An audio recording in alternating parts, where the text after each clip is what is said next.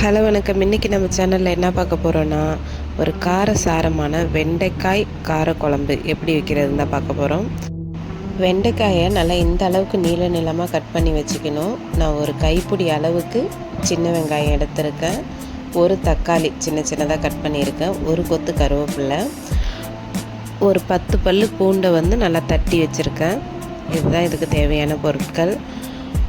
புளி ஒரு lemon size அளவுக்கு எடுத்துக்கிட்டால் போதும். வானல் சூடானதும் தேவையான அளவுக்கு எண்ணெய் ஊற்றிக்கலாம். எண்ணெய் நல்லா சூடானதுக்கப்புறம் இது கூட நம்ம வெந்தயம் சேர்த்துக்கிறேன். உங்கள்கிட்ட தாளிப்போடகம் இருந்தால் கூட சேர்த்துக்கலாம். டேஸ்ட்டு சூப்பராக இருக்கும்.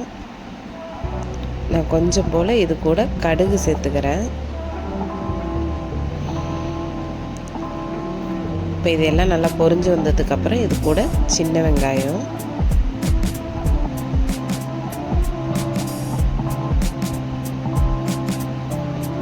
வெங்காயம் நல்லா செவந்து வரணும். வெங்காயம் நல்லா செவந்து வந்ததுக்கப்புறம் இது கூட தக்காளி சேர்த்துக்கலாம். தக்காளியை நான் கொஞ்சம் சின்ன சின்னதாக கட் பண்ணியிருக்கேன். நீங்கள் புளி கரைக்கிறப்போ கூட இது சேர்த்து கரைச்சிக்கலாம்.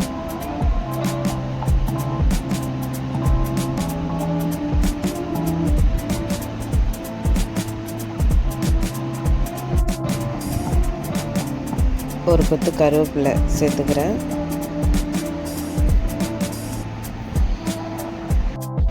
இப்போ பூண்டு தட்டி வச்சுருந்ததையும் இது கூட சேர்த்துட்டேன். இப்போ இது எல்லாம் நல்லா வதங்கி வந்ததுக்கப்புறம் இது கூட நம்ம வெண்டைக்காய் தான் சேர்ப்போம். வெண்டைக்காய் கொலகொலப்பு இருக்குன்ட்டு அதை தனியாக வதக்கிட்டு குழம்புல சேர்ப்பாங்க.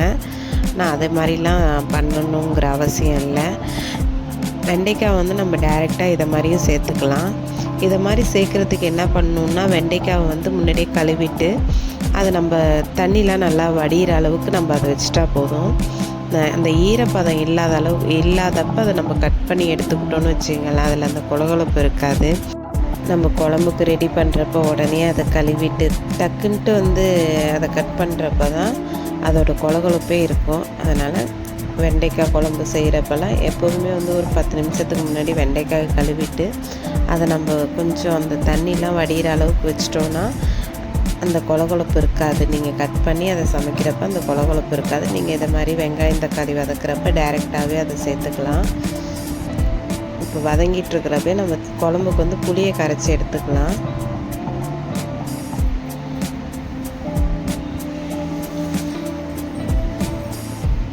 நீங்கள் பொரியல் செய்கிறப்பையும் இந்த மெத்தடையே யூஸ் பண்ணிக்கலாம். வெண்டைக்காவை கழுவிட்டு ஒரு 10 நிமிஷம் அது அந்த தண்ணிலாம் வடிகிற அளவுக்கு வச்சுருந்துட்டு கட் பண்ணோன்னா அந்த கொலகொலப்பு இருக்காது. இப்போ பாருங்கள் நல்லா வதங்கி வந்துடுச்சு பாருங்கள் வெண்டைக்காய். இப்போ இந்த ஸ்டேஜில் இது கூடவே கரைச்சி வச்சுருந்த புளியை சேர்த்துக்கிறேன்.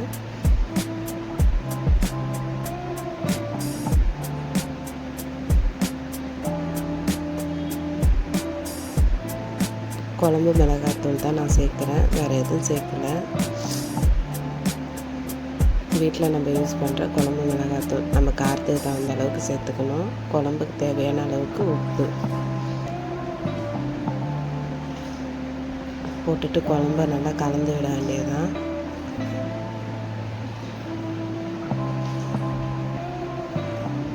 இது நல்லா கொதித்து வரணும். நல்லா கொதித்து வந்ததுக்கப்புறம் கொஞ்சம் குழம்பு நல்லா கொஞ்சம் கெட்டியான பதத்துக்கு வந்ததுக்கப்புறம் நம்ம எந்த குழம்பாக இருந்தாலுமே ஒரு 5 நிமிஷம் சிம்மில் போட்டு இறக்கணுன்னா அதுலேருந்து எண்ணெய்லாம் நல்லா பிரிஞ்சு இந்த அளவுக்கு குழம்பு நல்லா ரெடி ஆகிடும். நீங்களும் ட்ரை பண்ணி பாருங்கள். தேங்க்யூ.